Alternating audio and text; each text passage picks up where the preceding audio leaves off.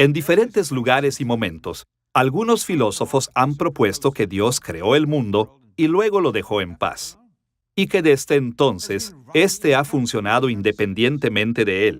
Por ejemplo, hay elementos de este pensamiento en los escritos de los antiguos filósofos griegos, pero se hizo más popular en los siglos XVII y XVIII a través de la filosofía conocida como deísmo.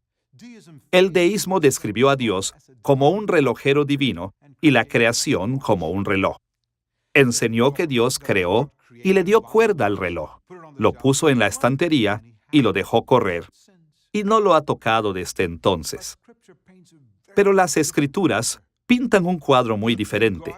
Para el Dios verdadero, la creación no es un reloj, es un reino poblado por ciudadanos. Y Dios mantiene y gobierna activamente su reino, y mantiene relaciones con su pueblo.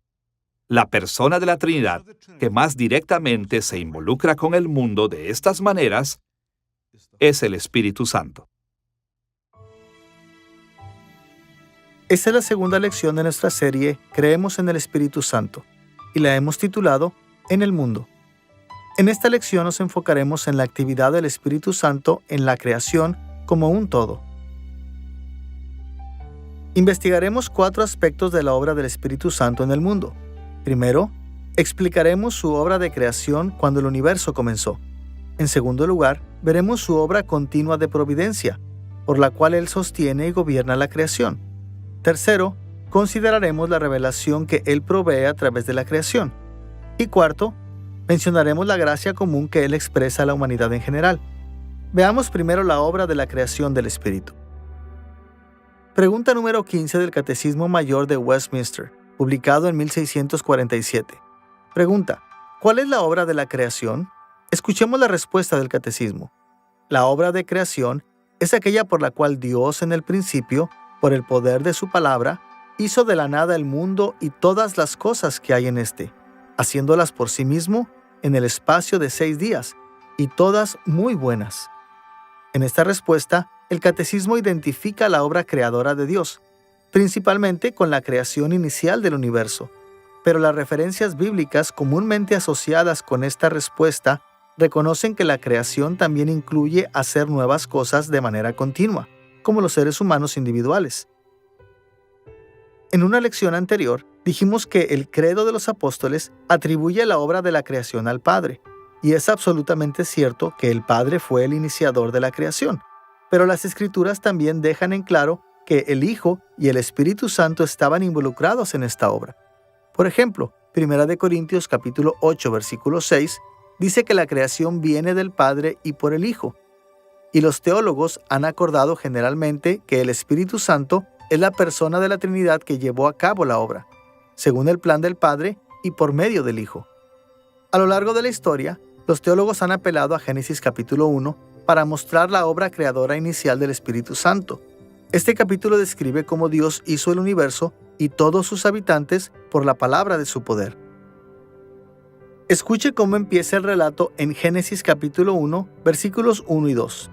En el principio, creó Dios los cielos y la tierra estaba desordenada y vacía, y las tinieblas estaban sobre la faz del abismo, y el Espíritu de Dios se movía sobre la faz de las aguas. Como vimos en una lección anterior, el Antiguo Testamento no identifica al Espíritu Santo como una persona distinta dentro de la divinidad. Sin embargo, sí indica que Dios creó el mundo por su Espíritu.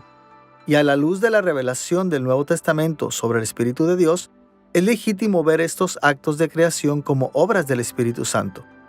Génesis capítulo 1 dice que durante la creación, el Espíritu Santo se movía sobre las aguas. La palabra hebrea rahaf, traducida como moverse sobre, es usada solo otra vez en el Pentateuco, en Deuteronomio capítulo 32, versículo 11. Moisés usó la metáfora de un águila cargando a sus crías para describir la relación de Dios con Israel. Este pasaje usa la palabra rahaf para transmitir la idea de un pájaro poderoso que cuida y alimenta a sus hijos. Por lo tanto, cuando leemos que el Espíritu de Dios flotó sobre las aguas de la creación, la implicación es que el Espíritu fue el Padre que moldeó y alimentó la creación de acuerdo con la palabra de Dios. John Owen, El escritor y teólogo puritano que vivió de 1616 a 1683 habló del poder creativo del Espíritu Santo en su obra Discurso sobre el Espíritu Santo. En el libro 1, capítulo 4, describió la obra del Espíritu Santo en Génesis capítulo 1 de esta manera. Sin él, todo era un mar muerto, una profunda confusión, con la oscuridad por todos lados. No se podía producir nada. Pero al moverse el Espíritu de Dios, el principio de todo, de cada clase, forma y tipos de cosas, los cuales constituyeron en su anfitrión y ornamento, le fueron comunicados. Aunque el lenguaje aquí es algo arcaico, el punto de Owen era que antes de que el Espíritu Santo formara la creación, esta consistía solo en aguas caóticas y sin vida. Pero cuando el Espíritu se movió, creó orden y vida. Como vimos en Génesis capítulo 1, versículos 1 y 2, antes de la obra del Espíritu Santo, la creación estaba desordenada y vacía. La imagen es de oscuridad y caos. No había luz, ni sentido de orden o forma, ni plantas, ni criaturas. Pero como leemos en Génesis capítulo 1, versículos 3 al 31, el Espíritu de Dios cambió todo eso. Durante los primeros 3 días, trató con la falta de forma de la creación. En el primer día, Él creó la luz tal como los dominios del día y de la noche. En el segundo día, Él creó una expansión que dividió las aguas. Comúnmente nos referimos a esta expansión como atmósfera, o el cielo que separa las nubes llenas de agua del mundo de abajo. Al tercer día, recogió las aguas de tal manera que creó tierra seca, y también las plantas que crecen en la tierra. Durante estos primeros 3 días, Él formó los límites de la creación, ordenando el día y la noche, el cielo y las aguas, y la tierra seca con su vegetación. Durante los 3 días siguientes, del cuarto al sexto día de la semana de la creación, el Espíritu de Dios se dirigió al vacío de la creación, y lo hizo llenando los diversos dominios que había creado anteriormente.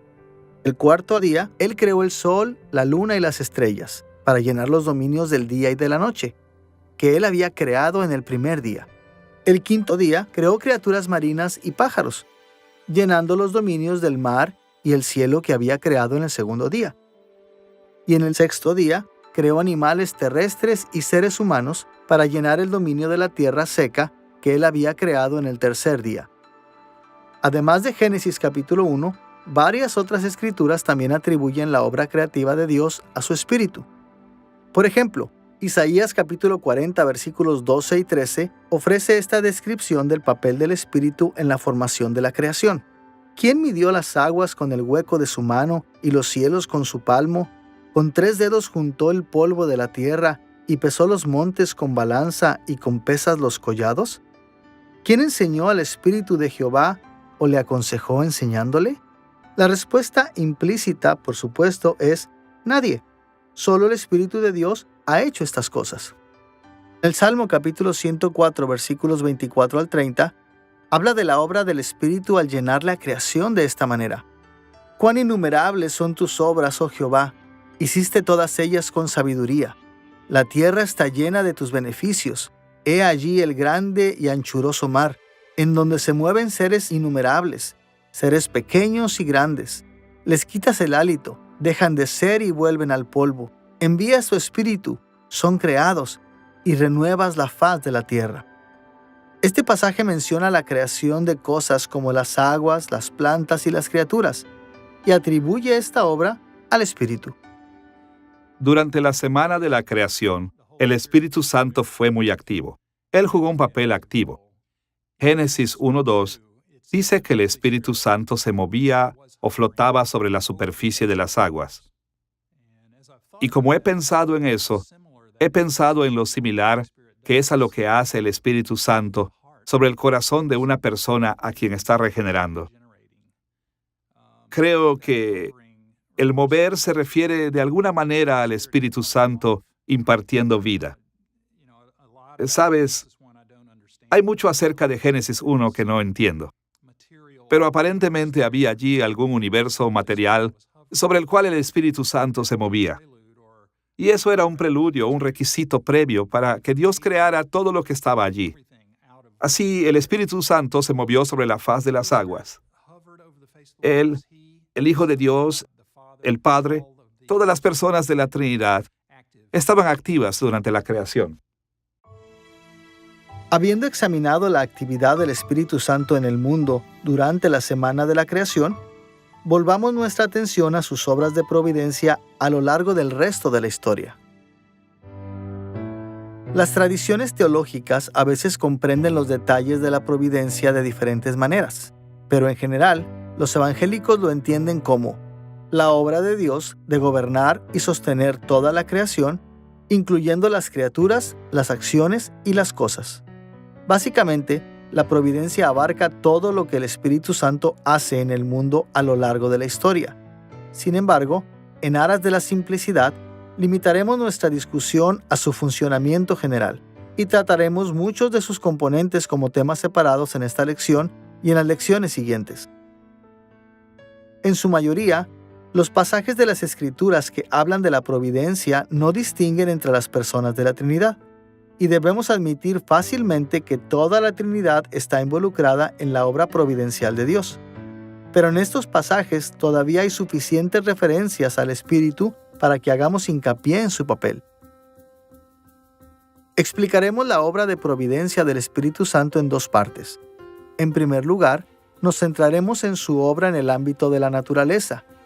Y en segundo lugar, mencionaremos su obra específicamente en la humanidad. Veamos primero la naturaleza.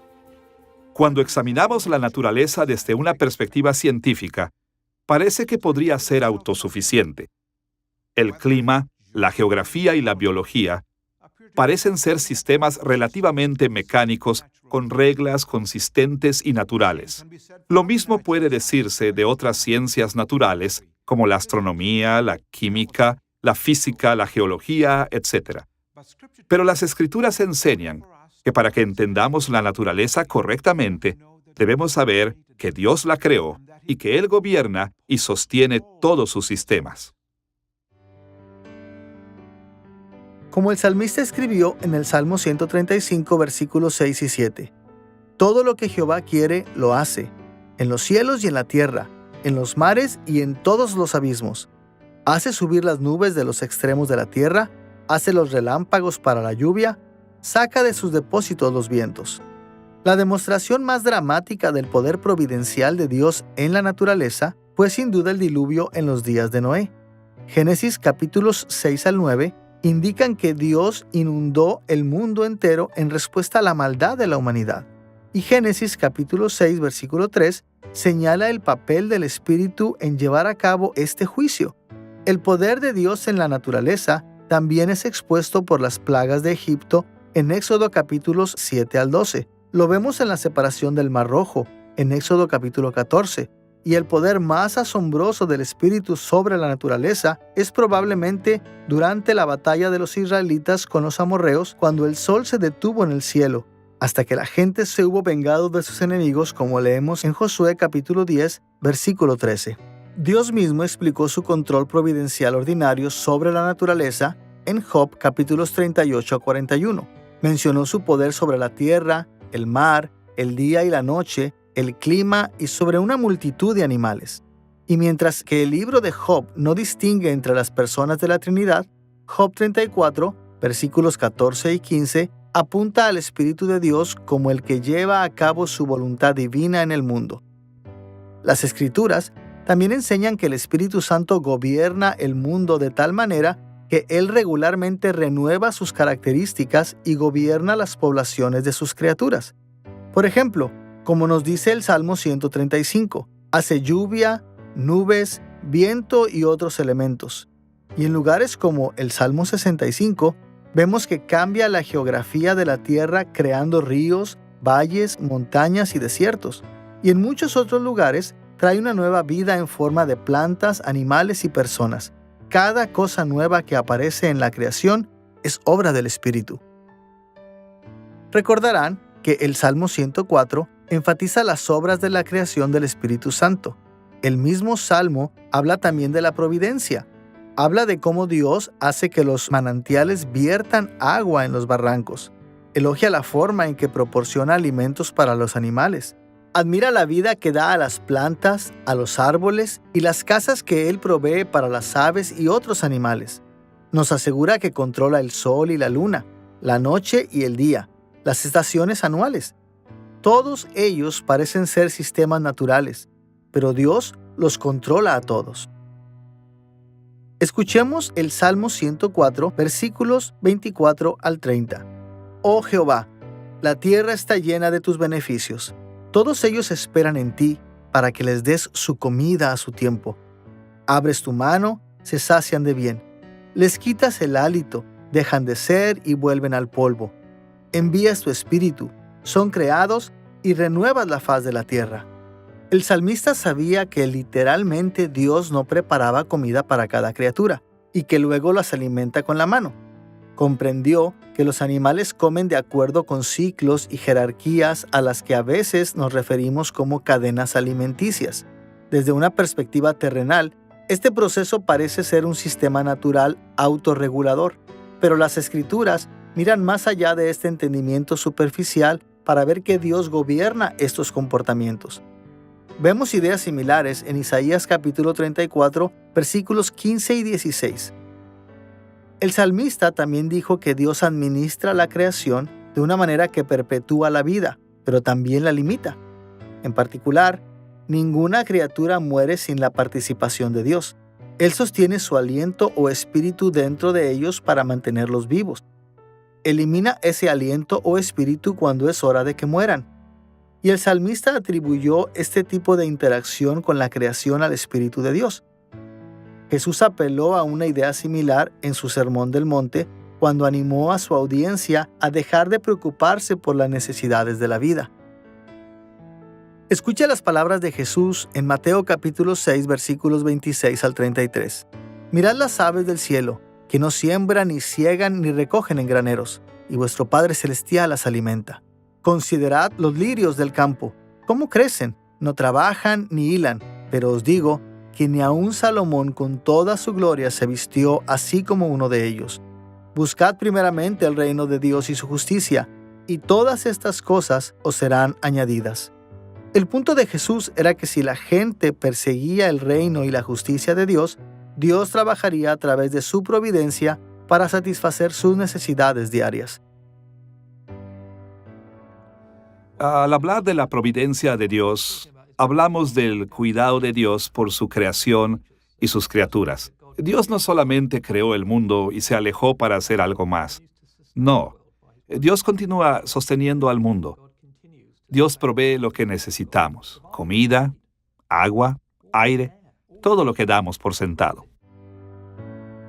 Debemos hacer una pausa para señalar que Jesús atribuyó las obras de providencia de Dios al Padre. Él hizo esto para enfatizar la autoridad del Padre sobre su reino.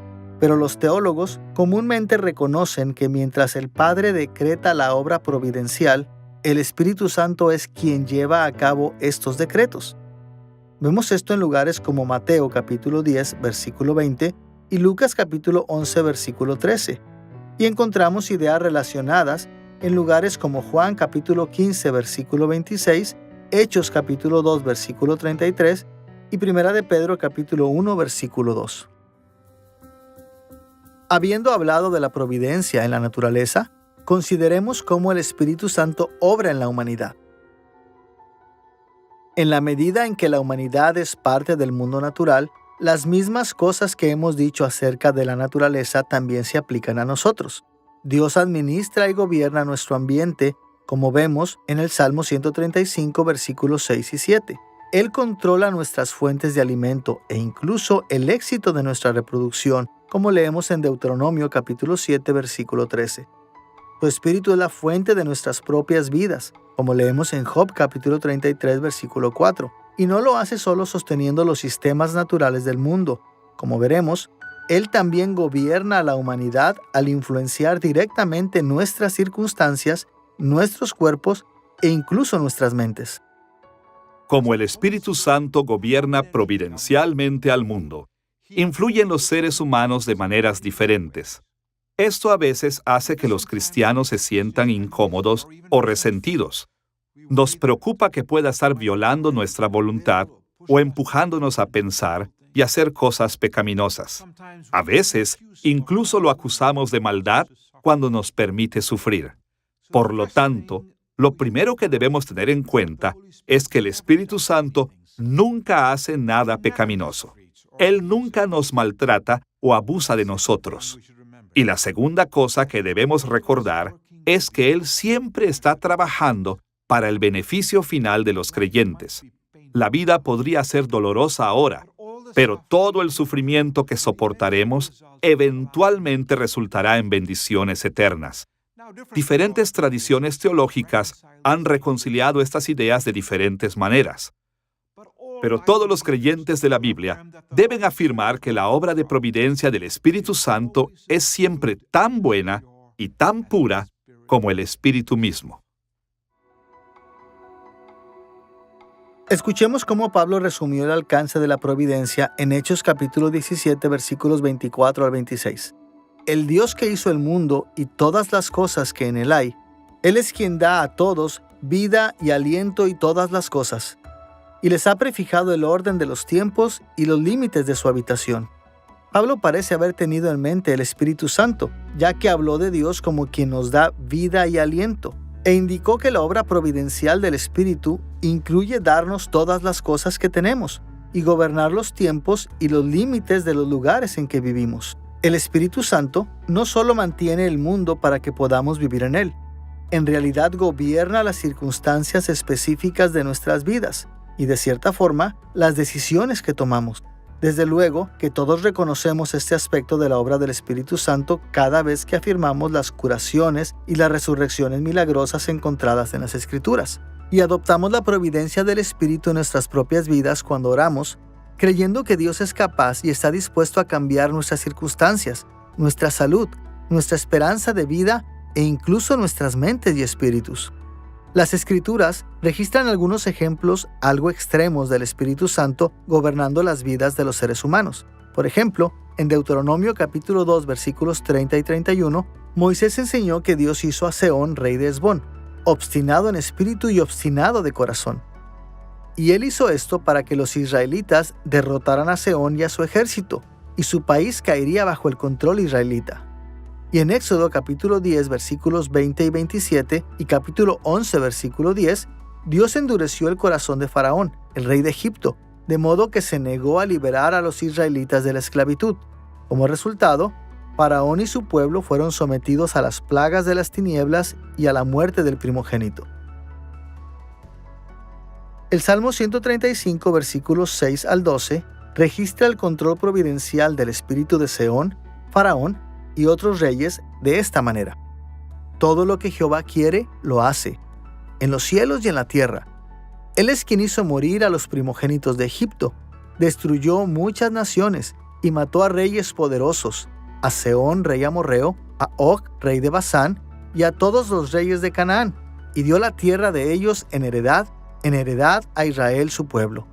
La observación de que lo que Dios quiere lo hace, se hace muchas veces en las Escrituras, a menudo como una afirmación de que Dios activamente mantiene y dirige la historia humana. Como otro ejemplo, en Daniel capítulo 4, Dios castigó a Nabucodonosor, rey de Babilonia, quitando tanto su autoridad real como su cordura. Nabucodonosor vivió entre los animales salvajes y comió pasto hasta que pasó el tiempo señalado. Entonces, Dios restauró su cordura y su trono, y en su nueva humildad, Nabucodonosor reflexionó sobre el poder providencial de Dios. Escuchemos lo que dijo Nabucodonosor en Daniel capítulo 4, versículo 35. Y él, Dios, hace según su voluntad en el ejército del cielo y en los habitantes de la tierra, y no hay quien detenga su mano y le diga, ¿qué haces? Como en el Salmo 135, Nabucodonosor observó que lo que Dios quiere, lo hace. Él gobierna las decisiones y acciones humanas para lograr sus propósitos.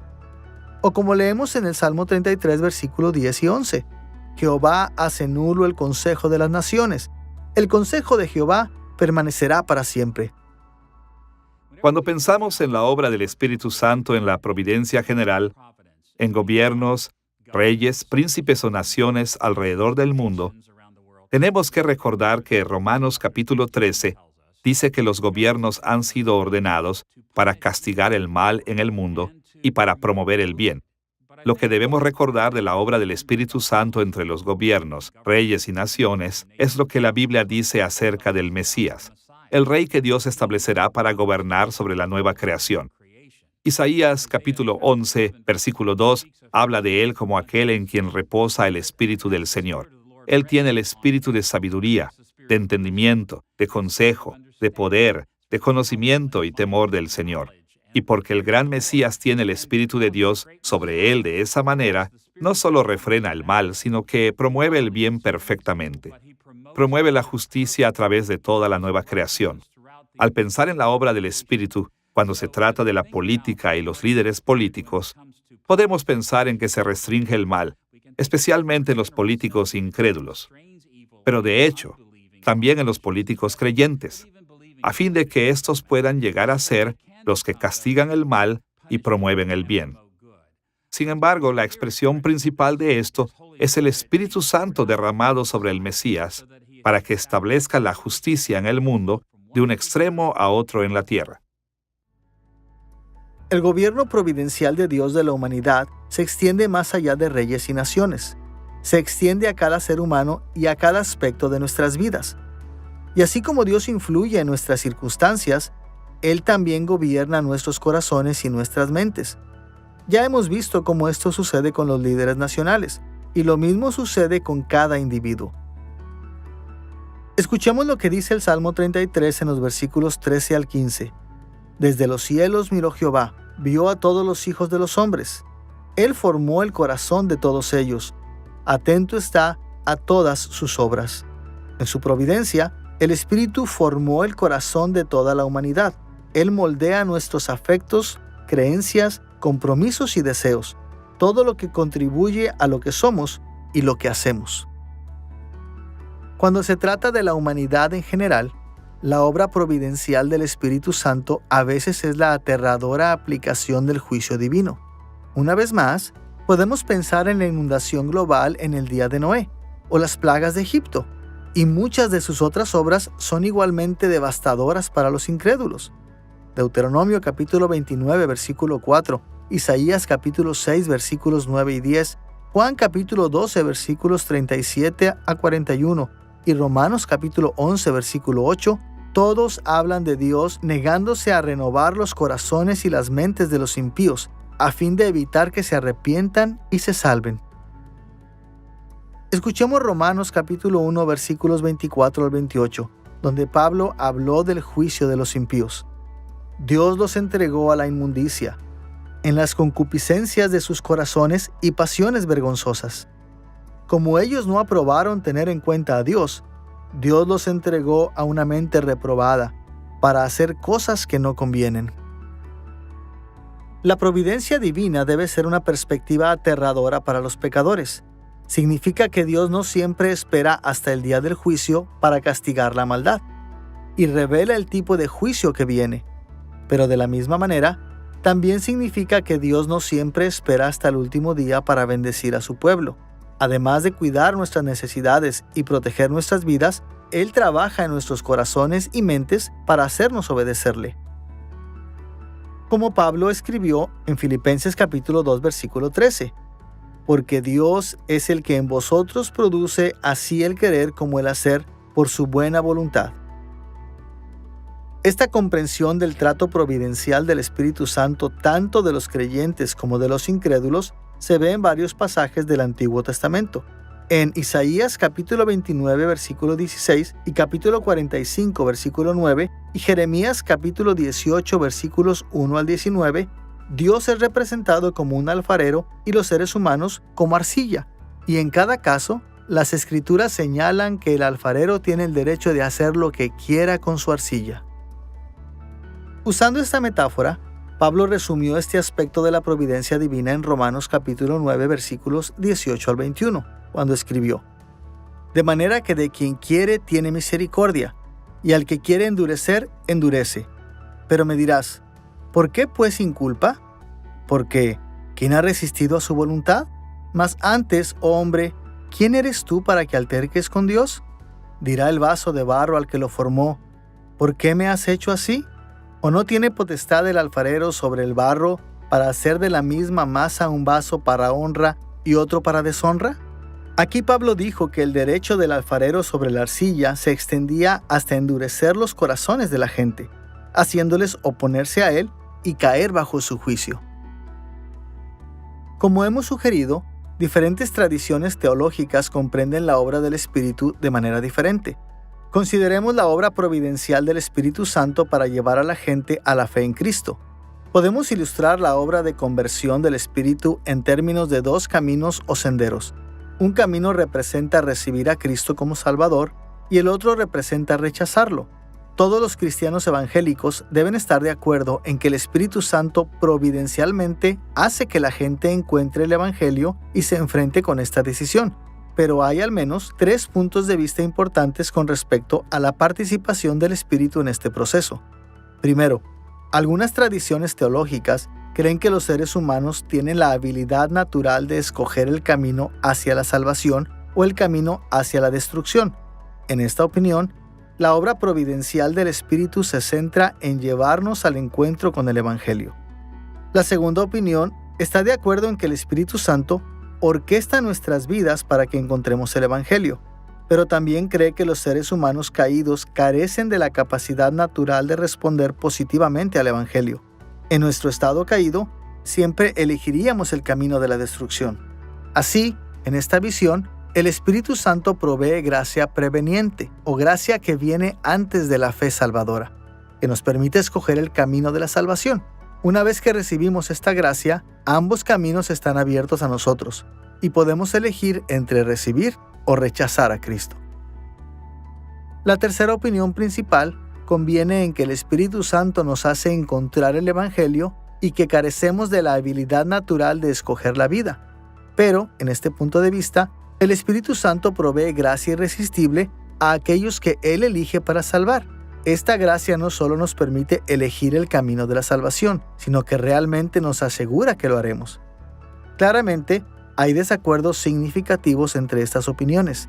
Sin embargo, los 3 afirman la influencia y el gobierno del Espíritu Santo sobre la vida de los seres humanos, y en un grado u otro, incluso sobre las elecciones que hacemos. Jesús enfatiza este importante ministerio del Espíritu Santo en las vidas del mundo, que consiste en personas que son hostiles hacia Dios.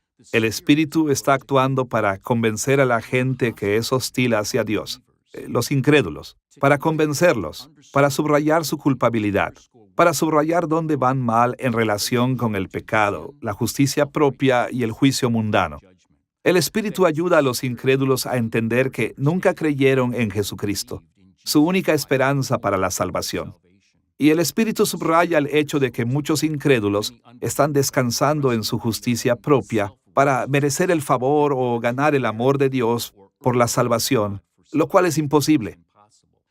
Por lo tanto, el Espíritu actúa con un disturbio divino de incrédulos, señalando que están en su pecado, que son santurrones, que están comprometidos en una forma mundana de juicio, y todo esto es incorrecto. Y los empuja, los incita a aceptar a Jesucristo. Por lo tanto, el Espíritu está trabajando poderosamente en las vidas de los incrédulos para convencerlos y hacerlos nacer de nuevo. Habiendo considerado la obra del Espíritu Santo en el mundo en términos de la creación y la providencia, estamos listos para volvernos a la revelación. Hay muchas maneras de definir la revelación, pero en general podemos decir que es la obra de Dios de darse a conocer a los seres humanos. La revelación es realmente una subcategoría de la providencia, porque es parte de la forma en que el Espíritu Santo gobierna la creación en general y los seres humanos en particular. La revelación toma muchas formas. Podemos aprender cómo es Dios observando la creación. Podemos ver sus características reflejadas en nosotros mismos y en otras personas. Puede enviarnos mensajeros angelicales o evangelistas humanos y maestros. Puede dar visiones, audiciones y sueños. Él nos ha dado su palabra en las Escrituras. Y Él puede incluso hablar a nuestros corazones directamente a través de la guía interna y la iluminación para ayudarnos a interpretar y aplicar las Escrituras. Discutiremos la obra de revelación del Espíritu Santo en 2 partes. Primero, examinaremos algunos modelos teológicos para categorizar la revelación.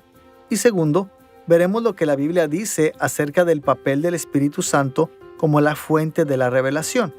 Veamos primero algunos modelos teológicos para categorizar la revelación. Los teólogos han creado muchos sistemas para categorizar la revelación que el Espíritu Santo provee. Pero para nuestros propósitos en esta lección, limitaremos nuestra discusión a 5 de los modelos más comunes. Una de las primeras distinciones que hicieron los teólogos fue entre la revelación natural y la revelación sobrenatural.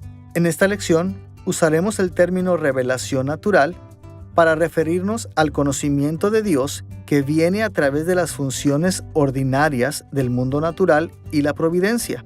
Esto incluye a toda criatura, objeto, sustancia y principio en la creación. Por ejemplo, el Salmo 19, versículo 1, habla de la revelación natural de esta manera. Los cielos cuentan la gloria de Dios, y el firmamento anuncia la obra de sus manos. Por contraste, la revelación sobrenatural es el conocimiento de Dios que viene directamente de Dios o de sus mensajeros. Incluye milagros, profecía, la inspiración de las Escrituras y cualquier otra intervención divina y extraordinaria obra de providencia. La distinción entre la revelación natural y sobrenatural reconoce correctamente que Dios usa muchos medios diferentes de revelación. Estos incluyen el universo natural, el reino sobrenatural de los ángeles y demonios y la comunicación directa con los seres humanos. También reconoce que debido a que Dios creó todo lo que existe, todo y todos revelan algo sobre Él. Sin embargo, tiene la debilidad de ignorar que toda revelación es en el fondo sobrenatural. A fin de cuentas, el mundo natural fue creado por Dios y confía en la providencia de Dios para mantenerlo y gobernarlo. Debido a que el Espíritu Santo es la fuente suprema de toda revelación, es útil pensar en términos de una continuidad entre la revelación natural y sobrenatural. Por ejemplo, una palabra directa y audible de Dios sería altamente sobrenatural. Un profeta humano inspirado sería algo menos sobrenatural. Y la observación de la mano creadora de Dios en el universo natural sería lo menos sobrenatural. Un segundo conjunto de categorías que a veces es utilizado para describir la revelación es la revelación redentora y la revelación no redentora. La revelación redentora es el conocimiento de Dios con la intención de lograr la salvación por medio de Cristo. Por ejemplo, el conocimiento de que Dios es misericordioso y perdonador es generalmente considerado redentor porque presupone la necesidad de redención de la humanidad. Es decir, si nunca hubiéramos pecado, no necesitaríamos misericordia ni perdón. Pero la revelación no redentora es el conocimiento de Dios que no toma en consideración la pecaminosidad o la redención. Por ejemplo, el conocimiento de que Dios es el Creador omnipotente sería considerado no redentor porque no nos enseña acerca de nuestra pecaminosidad o nuestra necesidad de redención. El poder de Dios es siempre el mismo, independientemente de nuestra pecaminosidad. Es importante reconocer que muchos tipos de conocimiento son no redentores desde una perspectiva, pero redentores de otra. Por ejemplo, reconocer la gloria de Dios, normalmente no redentora, podría ser la experiencia humillante que conduce a un pecador al arrepentimiento. Además, el conocimiento redentor es solo redentor para los que se arrepienten. Para los que no lo hacen, sirve como un medio adicional de su juicio. Lo vemos en pasajes como Mateo capítulo 11 versículos 21 y 22 e Isaías capítulo 6 versículos 9 y 10. Un tercer conjunto de categorías que muchos teólogos usan es el de la revelación general y la revelación especial. La revelación general y la revelación especial han sido definidas de diferentes maneras por diferentes teólogos. Algunos teólogos enfocan su distinción en los medios por los cuales se da la revelación. En esta visión, la revelación general es aproximadamente equivalente a la revelación natural, porque viene a través de medios naturales. Y la revelación especial es aproximadamente equivalente a la revelación sobrenatural, porque viene a través de medios sobrenaturales o preternaturales. En otras tradiciones, el enfoque está en la audiencia que recibe la revelación. La revelación general está dirigida a los seres humanos en general, de modo que sea potencialmente accesible para todos, mientras que la revelación especial está disponible solo para unos pocos. Este modelo reconoce correctamente que no todas las personas reciben la misma revelación de Dios, ya que hay claramente diferencias entre nuestras vidas, nuestras historias e incluso nuestras capacidades de recibir revelación. Por ejemplo, los que son ciegos no pueden recibir directamente los aspectos visuales de la revelación general, y alguna revelación especial, como las Escrituras, está destinada a ser presentada a todo el mundo posible. Otro acercamiento a estas categorías distingue entre el contenido de la revelación general y especial. Este enfoque es similar a la revelación no redentora y a la revelación redentora. En este punto de vista, la revelación general está dirigida a todos los seres humanos, independientemente de cuestiones como el pecado y la salvación. De manera similar, una revelación especial es dada a un selecto grupo de pecadores para quienes Dios quiere salvación. Esto tiene el beneficio de reconocer la elección de Dios de ciertas personas para la salvación, como Pablo enseñó en Romanos capítulo 8 versículos 29 y 30 y Efesios capítulo 1 versículos 5 y 11. También enfatiza la determinación de Dios de tomar medidas especiales para llevar a estas personas a la fe y la madurez en Cristo, pero tiene algunas debilidades. Por ejemplo, la revelación que condena a los pecadores no es general, porque toma en cuenta el pecado, y no es especial porque no está necesariamente destinada a salvar a nadie. Un cuarto modelo que los teólogos usan para categorizar la revelación del Espíritu Santo consiste en la revelación de la obra y la revelación de la palabra. La revelación de la obra es la autorrevelación de Dios por medio de sus obras y acciones, y la revelación de la palabra es su autorrevelación por medio de palabras inspiradas, ya sea hablado o escrito. Esta distinción es a menudo útil porque enfatiza los diferentes métodos que Dios usa para comunicarse. Reconoce con razón que podemos aprender mucho sobre Dios mirando sus obras, pero debido a que las acciones de Dios a menudo pueden ser ambiguas, también enfatiza la claridad de sus palabras sobre sus obras. Además, nos ayuda a ver las interconexiones entre sus palabras y acciones, cómo sus acciones a veces cumplen sus palabras y cómo sus palabras a veces explican sus acciones, y así sucesivamente. Por ejemplo, en Marcos capítulo 3 versículo 22, Jesús fue acusado de curar a personas poseídas por demonios por el poder del diablo. Claramente, ese no era el caso. Lo estaba haciendo por el poder de Dios, y esa obra reveló el poder del Espíritu Santo sobre Satanás, pero su público no lo entendió. Por lo tanto, la revelación de la palabra de Jesús en Marcos capítulo 3, versículos 23 al 29, explica el significado de la obra de exorcismo. Por supuesto, una deficiencia de este enfoque de la revelación es que se centra principalmente en las obras dramáticas salvíficas de Dios y en las palabras que lo explican. En ese sentido, tiende a minimizar una revelación menos notable como la que se encuentra en el funcionamiento ordinario del mundo natural. Finalmente, el quinto modelo que mencionaremos que se utiliza para categorizar la revelación es la revelación mediata y la revelación inmediata. La revelación mediata viene a nosotros a través de alguna forma de medio o medium, como la creación, o un mensajero profético, o las Escrituras. Y la revelación inmediata viene a nosotros directamente de Dios, como el conocimiento innato de Dios mismo que ha puesto en todas las personas. Otros tipos de revelación inmediata incluyen iluminación y guía interna, dones divinos de conocimiento o entendimiento que las Escrituras frecuentemente atribuyen a la obra del Espíritu Santo. Vemos esto en lugares como 1 Corintios 2, versículos 9 al 16, Efesios capítulo 1, versículo 17, Colosenses capítulo 1, versículo 9 y 1 Juan capítulo 2, versículo 27. Este modelo nos recuerda ser sensibles a los movimientos del Espíritu Santo en nuestras vidas, pero también se puede abusar fácilmente, ya que muchas personas no pueden distinguir entre la guía interna y la iluminación, y los pensamientos y sentimientos que naturalmente llegan a ellos. Y esto plantea algunas preguntas importantes. ¿Cómo podemos determinar la fuente de nuestros pensamientos, emociones visiones, audiciones, sueños e incluso nuestras interpretaciones de las Escrituras? ¿Cómo podemos saber si provienen del Espíritu Santo o tal vez de un ángel y por lo tanto son confiables? ¿Cómo podemos estar seguros de que no nos estamos engañando a nosotros mismos ni somos engañados por un espíritu demoníaco?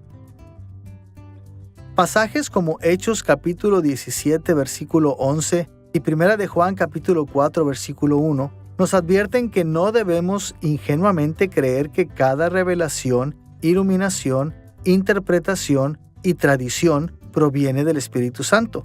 De hecho, nos fomentan a ser escépticos y a probar cada espíritu y afirmación para ver si están de acuerdo con Dios y las Escrituras.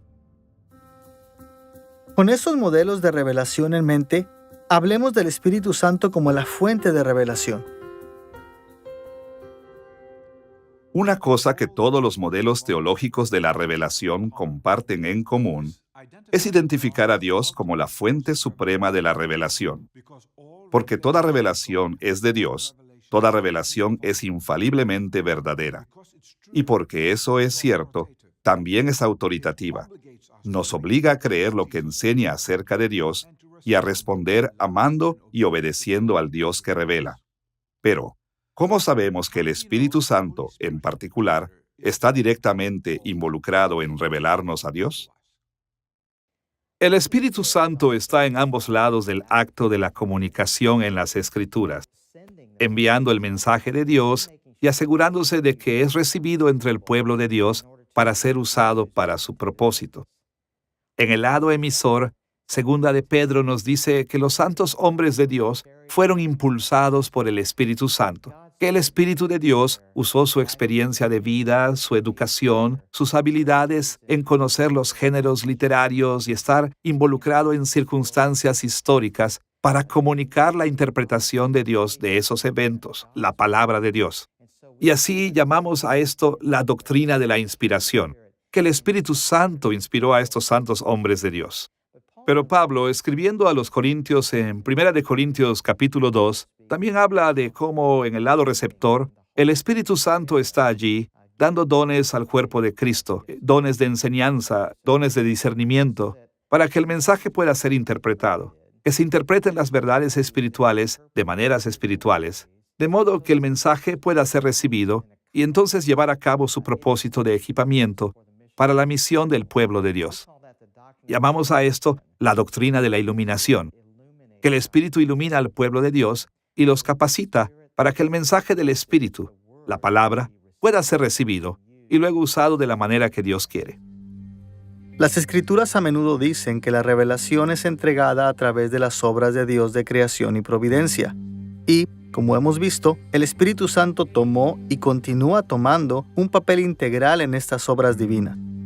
Además de esto, Juan capítulo 14, versículo 26, 1 de Corintios capítulo 2, versículo 4, y Efesios capítulo 1, versículo 17, y capítulo 3, versículo 5, todos identifican al Espíritu como quien nos revela a Dios, incluyendo lo profundo de Dios, como aprendemos en 1 de Corintios capítulo 2, versículo 10. Por eso Juan lo llamó el Espíritu de verdad.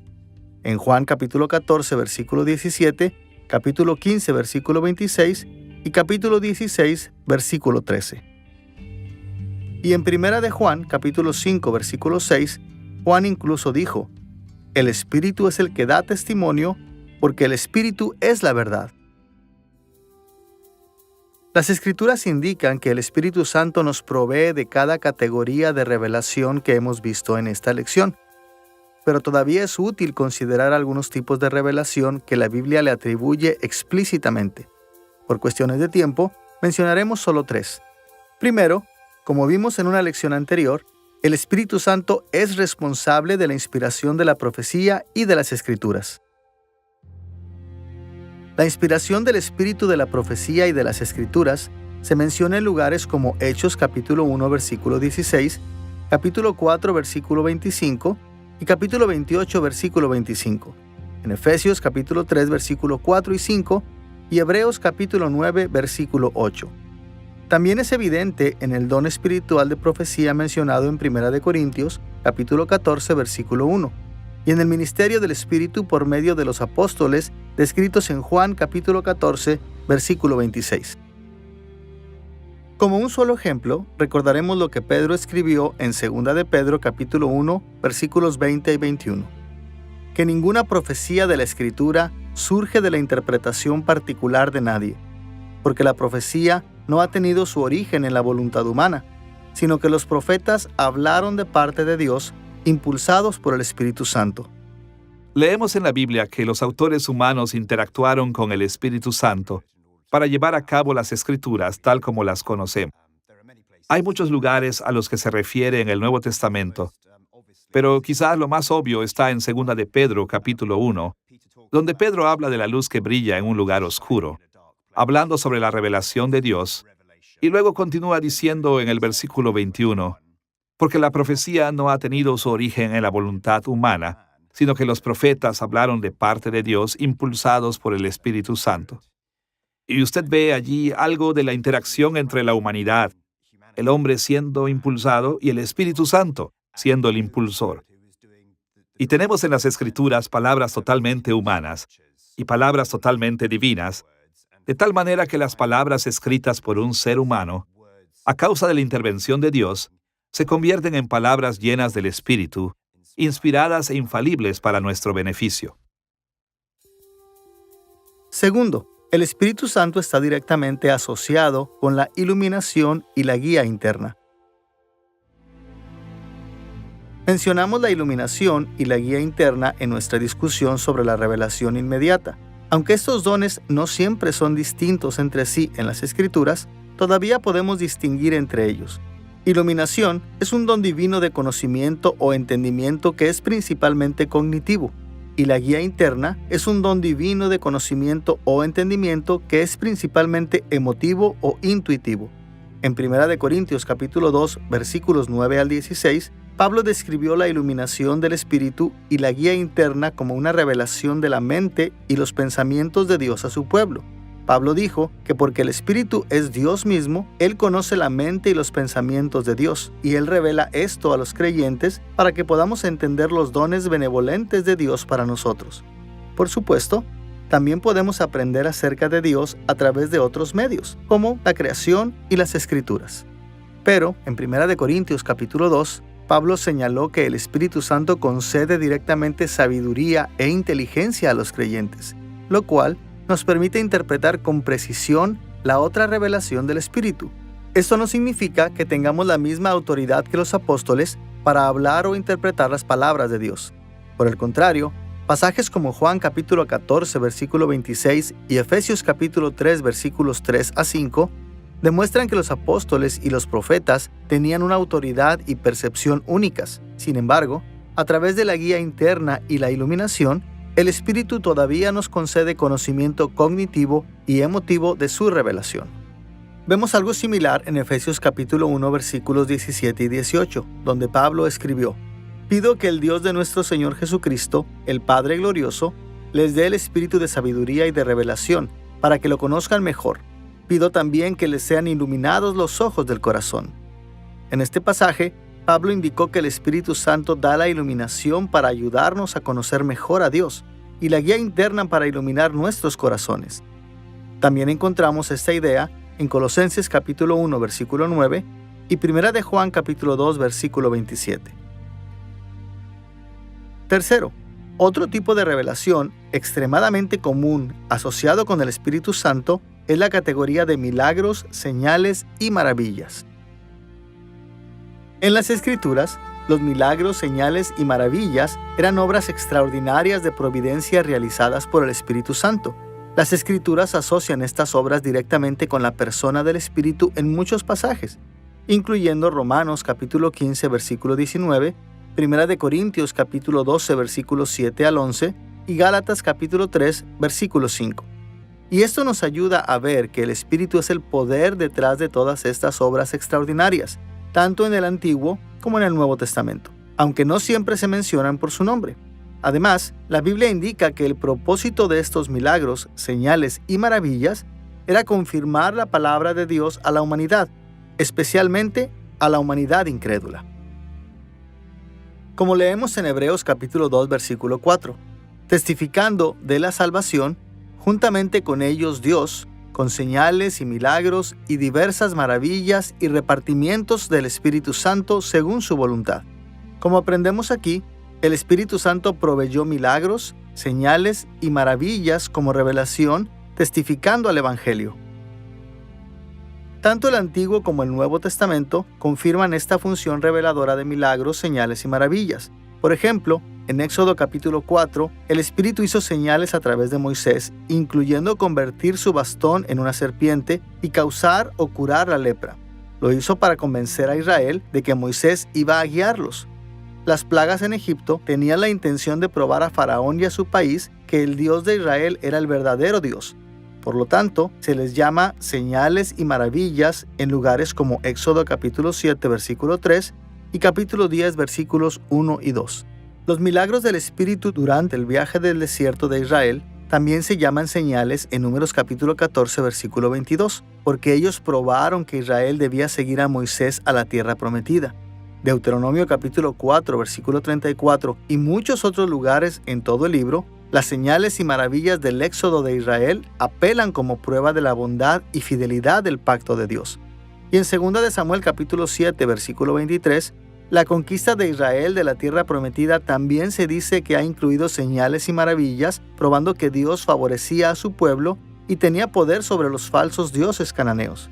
El Espíritu Santo también capacitó a los profetas del Antiguo Testamento y a otros para realizar milagros, señales y maravillas que demostraron la verdad de sus mensajes. Por ejemplo, Daniel capítulo 4 versículos 2 y 3 indica que los sueños del rey Nabucodonosor fueron señales y maravillas, al igual que su locura y posterior restauración. Sus sueños confirmaron la profecía de Dios con respecto al futuro de Nabucodonosor, y su locura demostró que Dios era la fuente del éxito de Nabucodonosor. El rescate de Daniel de los leones también se llama señal y maravilla en Daniel capítulo 6, versículo 27, porque validó su ministerio profético. En el Nuevo Testamento, el Espíritu Santo usó señales y maravillas de manera similar. Por ejemplo, los evangelios, especialmente el Evangelio de Juan, llaman a los milagros de Jesús señales, porque verificaron su mensaje.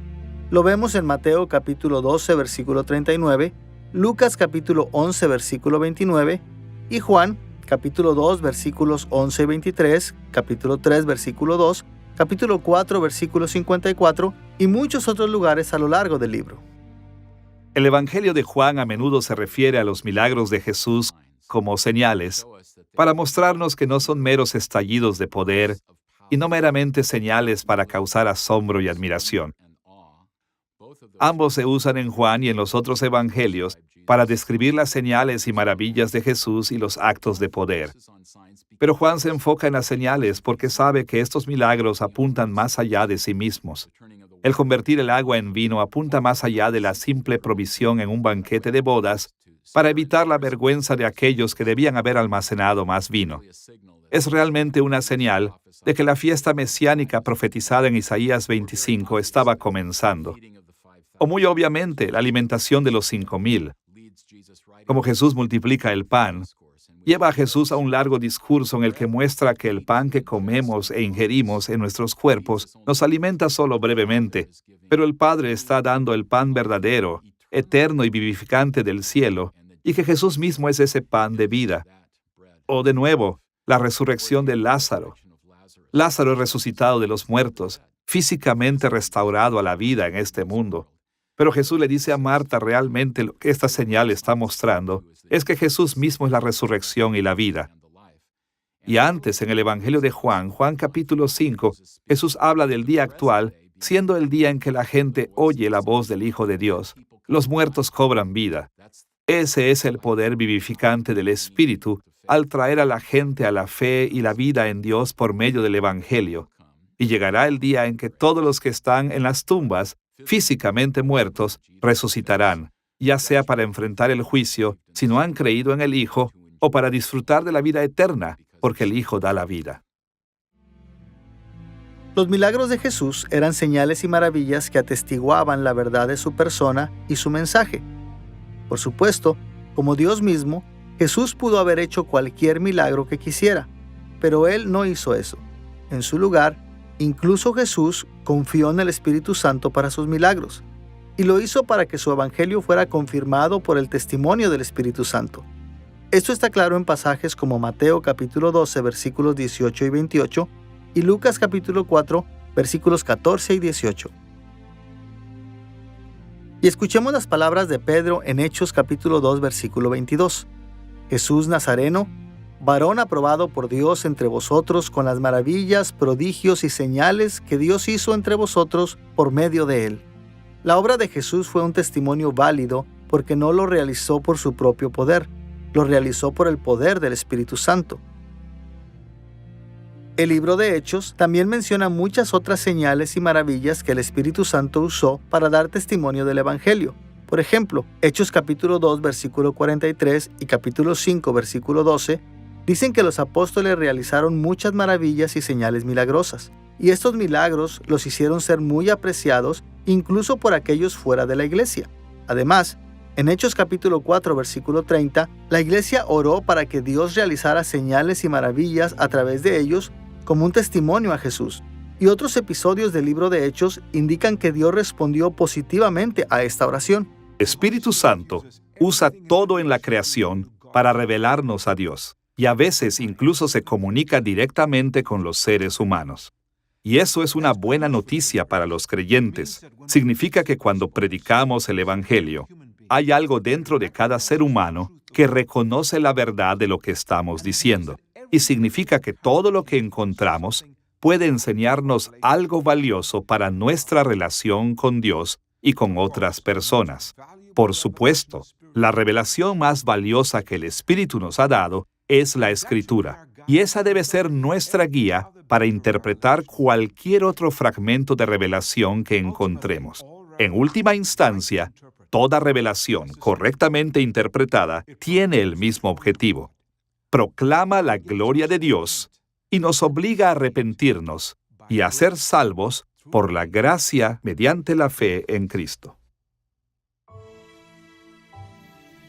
Hasta ahora, en nuestra lección sobre la obra del Espíritu Santo en el mundo, hemos explicado sus obras de creación, providencia y revelación. Ahora pasemos a nuestro último tema principal, la gracia común. El término gracia común puede abarcar una variedad de enseñanzas bíblicas relacionadas con el hecho de que los seres humanos, pecaminosos y no salvos, pueden alcanzar una vida y una cultura positiva. Pasajes como Génesis capítulo 3 y Romanos capítulo 5 enseñan que cuando Adán y Eva cayeron en pecado, toda la raza humana fue maldecida y esclavizada al pecado. Pero los seres humanos no salvos y pecaminosos no son tan malos como podrían ser. No son completamente malvados y depravados. Ayudan a otros. Ellos aman a sus hijos, crean el arte hermoso, hacen descubrimientos verdaderos y útiles en matemáticas, medicina, etc. Pero, ¿cómo puede suceder esto? Dado que los seres humanos no redimidos son esclavos del pecado, ¿por qué siguen exhibiendo veracidad, bondad y belleza? La respuesta es la gracia común. Louis Berkhof, que vivió de 1873 a 1957, resumió la idea de la gracia común en su obra Teología Sistemática, parte 4, capítulo 3, sección B, párrafo 2. Escucha lo que dijo allí. Cuando hablamos de gracia común, tenemos en mente una de dos cosas: aquellas operaciones generales del Espíritu Santo por medio de las cuales, sin renovar el corazón, ejercita tal influencia moral sobre el hombre, por medio de su revelación general o especial, que el pecado queda refrenado, el orden en la vida social queda sostenido y se promueve la justicia civil. O aquellas bendiciones generales, como la lluvia y el fulgor del sol, el alimento y la bebida, el vestido y el techo, las cuales Dios imparte a todos los hombres, en donde quiera, sin discriminación y en la medida que a Él le parece buena. Berkhof mencionó dos tipos principales de gracia común. En primer lugar, mencionó bendiciones que restringen el mal, de modo que el pecado queda refrenado, el orden en la vida social queda sostenido y se promueve la justicia civil. Y en segundo lugar, Berkhof enumeró las bendiciones que satisfacen las necesidades diarias de la humanidad, tales como la lluvia y el fulgor del sol, el alimento y la bebida, el vestido y el techo. Como con muchos otros conceptos teológicos, Las diferentes tradiciones definen la gracia común de diferentes maneras. Por ejemplo, algunos la definen para incluir el don de la vida misma. Otros piensan que incluye el ablandamiento de los corazones de los pecadores para que puedan responder positivamente al Evangelio. Y algunas tradiciones no usan el término en absoluto. Creen que si la obra del Espíritu Santo no da lugar a nuestra salvación, no puede llamarse gracia. Sin embargo, para nuestros propósitos en esta lección, seguiremos la idea de Berkhof de la gracia común, enfocándonos en la obra providencial del Espíritu Santo de aumentar la bondad y de proveer para la vida humana diaria. De acuerdo con este enfoque, nuestra discusión de la gracia común se centrará en dos ideas. Primero, veremos la obra del Espíritu Santo de promover la bondad y segundo, hablaremos de su obra de promover la vida. Veamos primero la obra del Espíritu de promover la bondad en los seres humanos. El Espíritu Santo está siempre presente y activo. Siempre ha estado presente y activo en el mundo. Una de sus tareas o funciones en el mundo es promover lo que es bueno y contener el mal. Y creo que la respuesta más sencilla a la pregunta de cómo lo hace y cómo sabemos que lo hace, es decir que el mundo caído podría ser mucho peor si no fuera por la presencia del poder de contención del Espíritu en el mundo, y sería mucho menos bueno de lo que es si el Espíritu no estuviera presente y activo en su mundo. Los teólogos hablan de la gracia especial de Dios y de la gracia común de Dios. Y la gracia común de Dios está a disposición de todos para que todos los que viven en un mundo donde el Espíritu está presente experimenten algo de la bondad que viene de Él y también reciben los beneficios de su restricción del mal. Los cristianos de todas las tradiciones también dirían una cosa más acerca de eso. Es que estamos esperando el día cuando no habrá más mal que restringir y cuando no habrá nada sino el bien en el mundo que Dios ha creado. El propósito primordial de Dios para la humanidad es transformar el mundo en su reino terrenal. Esto está claro desde su creación de la humanidad en el primer capítulo de las Escrituras. En Génesis capítulo 1, versículos 26 al 28, Dios asignó a la humanidad la tarea de gobernar sobre la creación en su nombre, llenando y subyugando la tierra. Este pasaje es comúnmente conocido como el mandato cultural, porque ordena el establecimiento de la cultura humana y la sociedad en todo el mundo. Este mismo énfasis en el reino de Dios se repite a través de las Escrituras, y finalmente llega a su plenitud en el libro de Apocalipsis, donde el reino de Dios llena el mundo entero. Esto se menciona explícitamente en Apocalipsis capítulo 11, versículo 15. Y Apocalipsis capítulo 21, versículo 1 al capítulo 22, versículo 5, proporciona una descripción detallada de cómo es este reino. El mundo entero sirve a Dios, que reina en la tierra desde su trono en la Nueva Jerusalén. En línea con esta meta de creación, el Espíritu Santo gobierna providencialmente a la humanidad de una manera que hace posible la expansión y estabilidad de la cultura humana.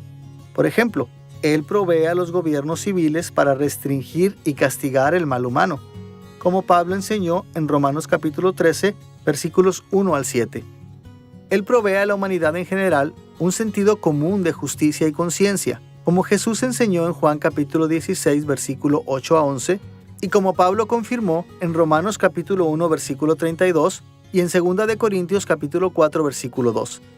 Por supuesto, los seres humanos pecaminosos a menudo rechazan los juicios de sus conciencias dadas por Dios, pero esas conciencias aún ejercen una influencia hacia el bien en la vida humana y en la sociedad.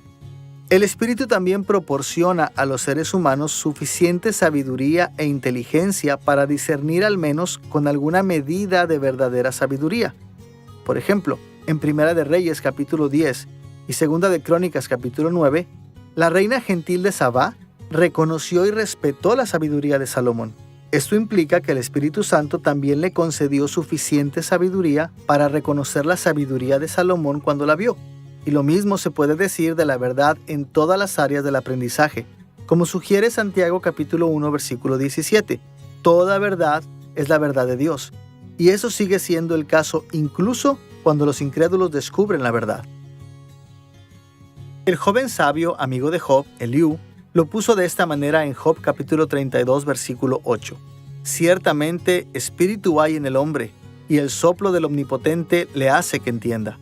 Aquí, Eliú indicó que todo verdadero conocimiento y entendimiento viene de Dios, y la asociación del conocimiento con nuestros espíritus y el aliento de Dios implica que el Espíritu Santo es la persona de la Trinidad que imparte este conocimiento. Además, el Espíritu Santo gobierna providencialmente al mundo, de tal manera que el buen comportamiento tiende a producir buenos resultados. Este es un punto fundamental de la literatura de la sabiduría bíblica como los proverbios, y es válido para todas las sociedades humanas. Por ejemplo, disciplinar y educar a los niños tiende a hacer los adultos más civiles y responsables. Tratar a otros con bondad y equidad tiende a hacer que te traten de la misma manera. Las respuestas suaves alejan la ira, pero las palabras ásperas provocan ira, no importa quién seas. Más allá de esto, el Espíritu Santo a veces promueve el bien castigando e incluso matando a los malhechores. Vemos esto en Salmos capítulo 75, versículos 5 a 8, e Isaías capítulo 59, versículos 15 a 21.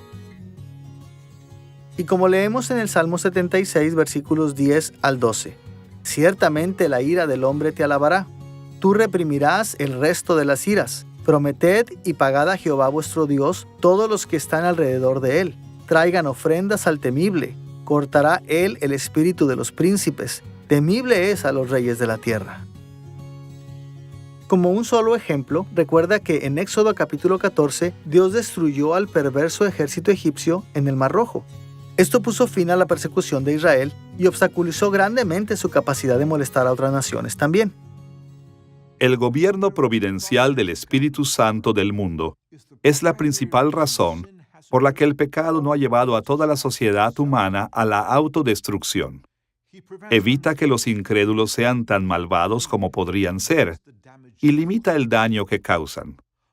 Por otra parte, es su influencia positiva que crea gobiernos justos, relaciones amistosas y familias cariñosas. Y son sus dones intelectuales los que nos permiten descubrir verdades útiles en todas las áreas del estudio y logro humano. En pocas palabras, es la bondad divina del Espíritu que permite toda la bondad de las criaturas en el mundo. Ahora que hemos planteado cómo la gracia común incluye promover la bondad, volvamos a la obra del Espíritu de promover la vida. Como mencionamos anteriormente en esta lección, cuando el Nuevo Testamento habla de la obra del Padre en la providencia, generalmente tiene en mente la autoridad del Padre sobre su reino, pero es el Espíritu Santo quien lleva a cabo los decretos del Padre. Una forma en que el Espíritu Santo promueve la vida es manteniendo el orden natural del mundo, de tal manera que la gente pueda obtener las necesidades diarias como la comida y el agua. Pablo mencionó la provisión de Dios para todos los seres humanos en Hechos capítulo 14, versículos 15 al 17, donde dijo a los incrédulos en Listra: Dios vivo, que hizo el cielo y la tierra, el mar y todo lo que en ellos hay, haciendo bien dándonos lluvias del cielo y tiempos fructíferos, llenando de sustento nuestros corazones. El Espíritu Santo también promueve la vida al permitir que los seres humanos puedan tener y criar a los hijos. Su poder sobre la reproducción se menciona en lugares como Génesis capítulo 20, versículo 18 y capítulo 29, versículo 31, Deuteronomio capítulo 28, versículo 11 y capítulo 30, versículo 9, así como en Salmos capítulo 113, versículo 9. Y también es evidente en pasajes que enseñan que los niños son un regalo de Dios, como Génesis capítulo 33, versículo 5 y Josué capítulo 24, versículos 3 y 4. Como leemos en el Salmo 127, versículo 3, He aquí herencia de Jehová son los hijos, cosa de estima el fruto del vientre. Más allá de esto, el Espíritu Santo es paciente, compasivo y lleno de gracia con todos los seres humanos, incluyendo a aquellos que nunca llegan a la fe. Vemos esto en Salmos capítulo 145, versículos 8 y 9, Isaías capítulo 26, versículo 10, Romanos capítulo 2, versículos 4 y 5, y muchos otros lugares. Como un solo ejemplo, escuche lo que Jesús dijo en Lucas capítulo 6, versículo 35.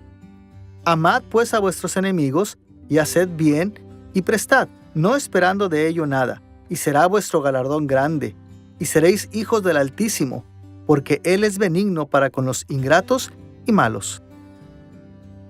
Jesús enseñó que una forma en que los cristianos debemos ser como Dios es amando y haciendo el bien hacia nuestros enemigos. Y esta instrucción solo tiene sentido si Dios mismo es amoroso y benevolente hacia sus enemigos, como lo es. Dios sabe quién va a confiar en Él y ser salvo y quién no. Y sin embargo, la Biblia es muy clara. Él tiene lo que yo llamaría un tipo de amor creacional para todas las personas. Por eso, por ejemplo, la Biblia dice que Dios hace caer la lluvia sobre los justos y los injustos. Dios no hace que la lluvia simplemente caiga en el terreno del agricultor creyente. Él hace que la lluvia caiga en los terrenos de ambos. Y así, porque Dios es un Dios amoroso y porque Dios hizo a todas las personas a su imagen, hay un sentido en el que Él tiene este tipo de preocupación creacional y amor a todos los seres. Ahora, creo que Él tiene un amor paternal específico para lo que la Biblia llama a los elegidos, los redimidos, los que vienen a Él en arrepentimiento y fe. Por lo tanto, hay un tipo particular de amor que Dios tiene, pero también hay un tipo general de amor que también Dios tiene. Y vemos esa evidencia a través del ministerio del Espíritu en su cuidado para todas las personas. Como la promoción del espíritu de la bondad en la sociedad y la cultura humana, su promoción de la vida también sirve para construir el reino de Dios en todo el mundo. Esto permite a los seres humanos someter a la tierra, gobernar sobre sus criaturas y llenar el mundo de imágenes de Dios. Pero en su promoción de la vida, el Espíritu es tan amable que incluso concede a los seres humanos pecaminosos cosas buenas que no son necesarias para el mandato cultural. Anteriormente en esta sección de nuestra lección, citamos las palabras de Pablo a la ciudad incrédula de Listra, en Hechos capítulo 14, donde les dijo que Dios creó el mundo y continuamente le proporcionó comida. Pero escuchemos la última cosa que Pablo les dijo en Hechos capítulo 14, versículo 17. El Dios viviente, llenando de alegría nuestros corazones. Por increíble que pueda parecer, el Espíritu Santo es tan benevolente y bondadoso que permite a todos los seres humanos, incluyendo a aquellos que lo odian, experimentar una alegría sincera en sus vidas. El ministerio de la gracia común del Espíritu Santo es una tremenda razón para que lo respetemos y honremos. Es una expresión de bondad, misericordia y paciencia hacia los que no lo merecen. Es el fundamento de toda bondad y orden en la cultura humana. Y es una razón que obliga a los incrédulos a dejar de oponerse a Dios, arrepentirse de sus pecados y recibir perdón en Cristo. En esta lección sobre la obra del Espíritu Santo en el mundo, hemos explicado su obra de creación cuando el universo comenzó y hemos descrito ampliamente su obra de providencia con respecto a la naturaleza y la humanidad. También hemos considerado su obra de revelación, examinando varios modelos que la describen y señalando que el Espíritu es la fuente de toda revelación.